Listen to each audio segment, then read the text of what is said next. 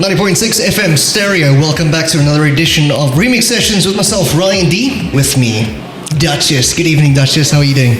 Hi, I'm good. Thanks, and you, Ryan? Good, man. Having a good Friday night? Yeah, definitely. I'm very keen for this weekend and just excited to get playing already. Yeah, well, where are you playing this weekend? I'll be playing at High Streets on Saturday nights. Okay. And anything we can look forward to coming up at High Street this weekend? Well, this weekend at High Street, actually, tonight, there's going to be a big Afro party, which is called Urban Nights. And I'm actually going to be playing at High Street this Saturday, performing my normal residency duties like I do every single weekend there. Okay, great, fantastic stuff. And I've got to say a big thanks to all the guys from High Street and, of course, Milan K for hooking us up with all the artists on Remix Sessions. Dutchess, back to you. How did you get the name? Did you play a lot of Dutch house? Did you? What is the correlation between Dutchess and you as a DJ? Well, the thing is, actually, there was a lot of analytics that went into the name afterwards. I first came up with the name, I am from the Netherlands. I immigrated when I was 10 years old. So I am Dutch. On the other hand, Dutchess is just a few steps below the Queen, which means that I consider myself worthy, but not the best, because there's always room to improve. Oh, always. You know, it's wise words from a DJ. Not the best, but always room to improve. You know, and a lot of DJs these days, they think they're like the best and nothing can top them. I don't know, when you speak to some guys, especially when they're starting out, it's almost like they have this big persona where you can't break them and they think they're like everything. How do you deal with people like that when you come across playing with certain types of people at different clubs like that? Well, the thing is, when you're there, you kind of have to be nice to them. They are part of the industry and you're also a new DJ, so you can't go around and be like, what are you doing? Honestly, who are you? Because you're nobody yourself. But on the other hand, I do understand where they're coming from. It's, as a DJ, you do need to have an onstage persona to separate you from being the normal shy person or whatever you are in real life in your daily job. Okay. And then at night, you are supposed to feel like you are it. You have to make the crowd believe that you are it for them to have a good party and to actually enjoy your music. Mm-hmm. They're like, oh, who's this person? They're actually quite good, and you need to make them believe that. So you can't stand there like a wallflower and be like, okay, well, hi guys, how are we doing tonight? You have to be like, what's up guys? Exactly. We're gonna party. Confident. Yeah. So with the DJing with the bigger guys as well, I've seen they're actually, when you meet them, they're very down to earth and they're actually a role model. And Dutchess, that's what basically you are. You're like a role model to other DJs. Not yet, but we're hoping one day.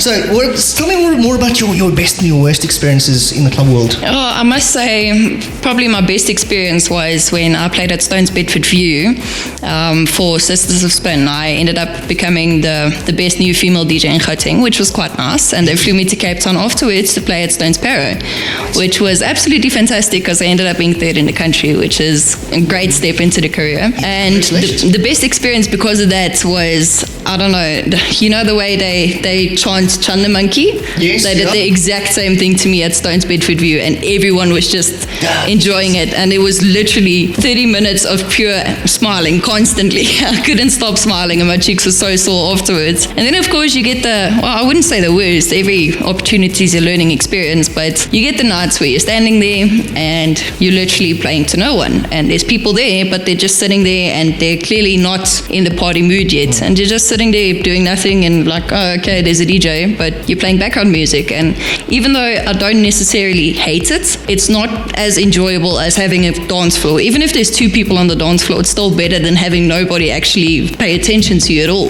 You know, there's nothing that actually like beats that emotion, that feeling of having a dance floor and like you're in control. You're the DJ. Yeah. You're in control of all those people. Yeah. And they're listening to you. There's no better emotion than that. It's my party and you'll cry if I want you to. The DJ is almost like, let's say in hockey, it's like a god controlling the people. It's like dance puppets.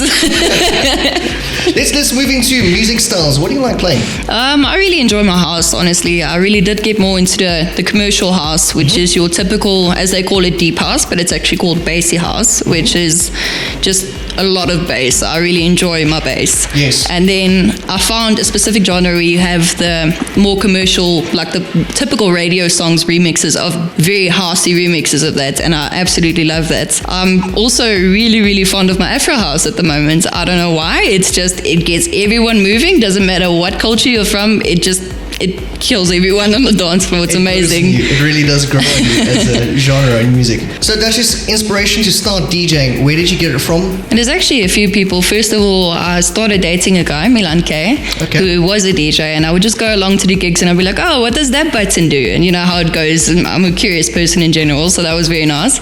And then he ended up teaching me, and from there on, I didn't think I could love music anymore, but I ended up loving music even more than I did before. And also, as soon as I started DJing and I said to my dad, I want to be a DJ, he's like, oh, that's nice, because my dad used to have a pop-up show, which is literally, he would pack all his equipment on a trailer and show up somewhere, and him and his friend would DJ. So your dad used to DJ as well? Yeah, my dad used to DJ as well. So you like back in Amsterdam, of course. Like now it's father, now it's daughter. Yeah, well, we're hoping.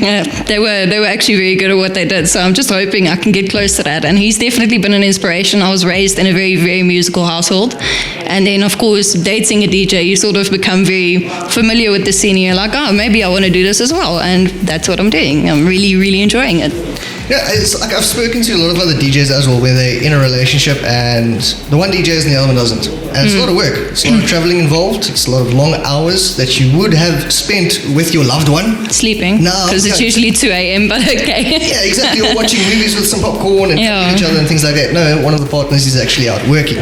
So it's actually nice to see that a couple, you two, you and Milan, are both DJing, so you're both doing what you love together, out and about. So do you find that is a bond for you guys together as a couple? And does it work on you too much? Does it get too much at some states and like say, listen, Milan, you know what, DJing is too much. Let's take a break for a while. Or do you find it as it's like the thing you guys do together? No, the thing is actually it's both a very much a positive thing in our relationship, but it can also get very negative, especially because Milan has been doing this for much longer than I have. He's played much bigger places than I have, and when you know, everyone makes mistakes, and sometimes you're just not having your night. You would know, you DJ as well, so sometimes it's just not your night. And Milan's the type of person, even though I ask him a million times, correct me afterwards, he will come there and be like, listen, maybe do it this way, and I'll be like, who are you? Stop, just leave me alone, I'm in my persona. But on the other hand, it is very nice to be able to do it together, and he really has supported my DJ career very, very far from the beginning. And I was really bad in the beginning, and he still offered me gigs, so that was really nice. You must have been doing something right. You must have been doing something right. Definitely a release. Dutchess, how can we get into contact with you? I've got a Facebook page. It's actually facebook.com/DutchessCV. Okay. Or you can just search Dutchess on Facebook and you'll see there's my logo, which is like a little crown above Dutchess written in cursive. Or you can go on my Instagram, which is It's Christine, but you'll see it says underneath Dutchess. So I'm on most social media platforms, just not Twitter. Thanks so much, Dutchess, for coming on the show. Remix Sessions, right at 90.6. Dutchess is set. Coming up right after this.